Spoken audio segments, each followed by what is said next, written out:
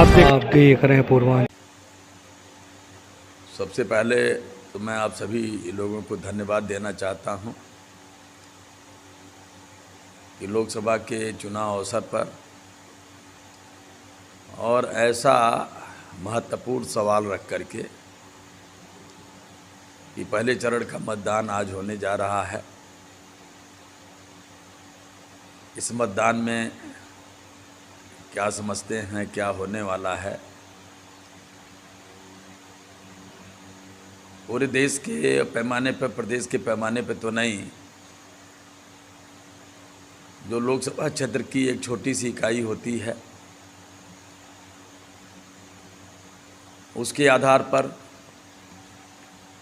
और गोरखपुर जनपद की जो 2 लोकसभा क्षेत्र हैं, गोरखपुर सदर और लोकसभा क्षेत्र बांसगांव सुरक्षित, कमोबेश दोनों संसदीय क्षेत्र के लोगों के बीच में आते जाते वक्त, बात और मुलाकात के समय लगभग दोनों संसदीय क्षेत्र के लोगों की भावना हमको ठीक प्रकार से मिलती हैं। उसका जो निष्कर्ष निकल रहा है कि विगत 10 सालों से जो केंद्र में भारतीय जनता पार्टी की सरकार चल रही है, जितने इस सरकार ने जनता से इस देश के हित के लिए जितने वादे किए, वो सब के सब जुमला ही निकला। जितनी बातें कही गई थी सारी बातें झूठ निकली। इतनी ऊंचाई पे पहुंच करके इस देश के प्रधानमंत्री नरेंद्र मोदी जिस तरह से झूठ पूरे देश को परोसते हैं, मैं समझता हूं इस पद और इस ऊंचाई पे पहुंच करके इस 10 साल से पहले प्रधानमंत्री के पद पर रहते हुए किसी भी राजनेता ने इतना साफगोई के साथ सुनने के लिए शायद ही कोई झूठ परोसा हो। ये अपने आप को कभी गुफाओं में जाके, कभी कंदराओं में जा करके, यहाँ तक कि समुद्र के निचले सतह पे भी जा करके कभी अपने आप को विष्णु का अवतार, कभी अपने आप को दुनिया का विश्व गुरु कहलवाने में ही पूरी इस कद पद की ताकत को लगा दे रहे हैं। जनता इस बार खामोश है। खामोशी के साथ जनता जवाब देने जा रही है। और मैं जिस नतीजे पे पहुंच रहा हूं, जिस हिसाब से 10 साल पहले 2014 में जो लोकसभा का चुनाव हुआ था, 5 साल पहले 2019 में लोकसभा का चुनाव हुआ था, जिस उत्साह उमंग के साथ में जनता ने इनको इस ऊंचाई तक पहुंचाया था, ठीक उसी का विपरीत जवाब 2024 के चुनाव में जनता देने जा रही है। कहने का मतलब, भारतीय जनता पार्टी की सरकार को अपने ज़िले के आधार पर मैं ये बता रहा हूँ, पूरे देश से ढोल बाजे गाजे के साथ इनकी विदाई सुनिश्चित है।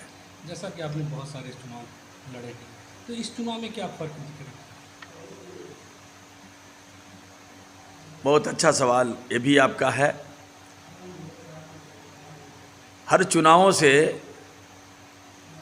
फर्क आप भी देख रहे होंगे, मैं भी देख रहा हूं।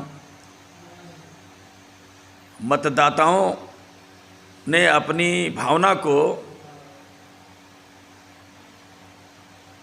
एक दूसरे तक पहुंचाने के लिए इतना अच्छा अंडरस्टैंडिंग बना लिया है, आपसी सद्व्यवहार और समझौता बना लिया है। एक दूसरे की भावनाएं सब लोग समझ जा रहे हैं, और एक दूसरे की भावनाएं सरकार ने जो 10 सालों में किसानों के मोर्चे पे धोखा दिया, इस देश में पढ़े लिखे बेरोजगार लोगों के कैरियर के साथ मजाक और खिलवाड़ किया।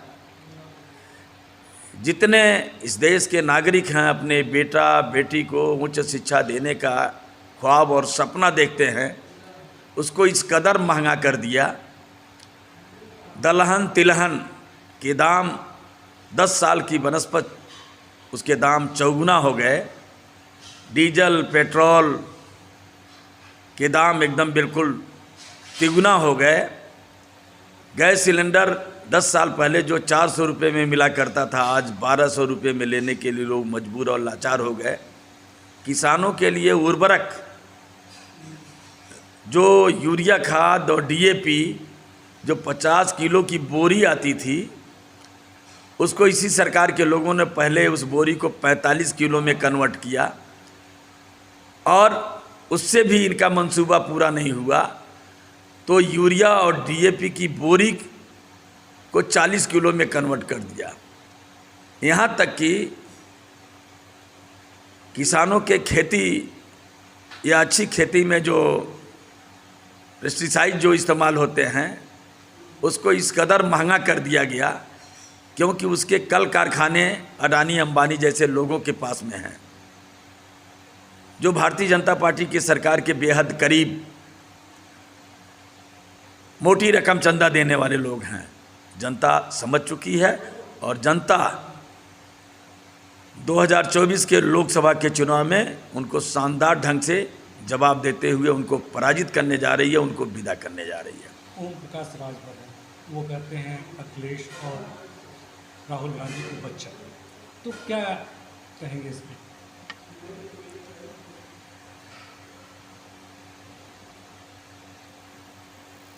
ओम प्रकाश राजभर जी के इस कथन पे मैं इतना ही कहना चाहता हूँ, यदि माननीय राहुल गांधी जी, माननीय अखिलेश गांधी जी, उनके निगाह में बच्चे दिखाई देते हैं,